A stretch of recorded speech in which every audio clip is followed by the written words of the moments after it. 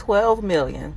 That is the number of individual small mom and pop property owners that have been so strucken by this moratorium. I don't know if y'all have read or heard, but there's 12 million individual landlords who are missing out on rental income.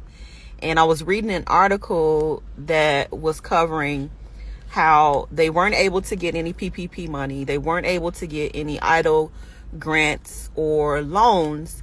And so there was a coronavirus relief fund that allowed for payments to be distributed by the states for rental assistance. And there's $46 billion, of which only 6% of it has been used. There's almost 8.4 billion up to 52.6 billion in back rent owed across the country to landlords, not commercial real estate, not huge corporations, individual 2-person, 2-investor landlords.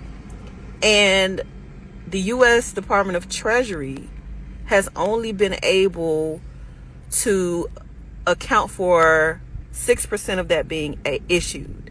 So there's a huge gap of money that's still waiting on landlords to get access to this money. And the reason why I'm talking to landlords specifically in this video is because landlords rely on rental income to pay their bills, right? This is still considered a business for them. There's property tax, insurance, maintenance, all of these other expenses. Now, when it comes to this moratorium, I'm not picking any sides. I understand both sides. I'm just speaking from a financial perspective, and my goal is to put resources in front of y'all to make sure that you're not putting yourself in a worse financial position on both sides, as a renter and a landlord. So it's my belief that all landlords aren't bad. There are some good ones, but I do believe that landlords actually hate evictions, right? They're expensive. You gotta retain legal assistance. And I think they'd rather just have the rental income be covering their costs and avoid the headaches. I do believe for the majority that's the case.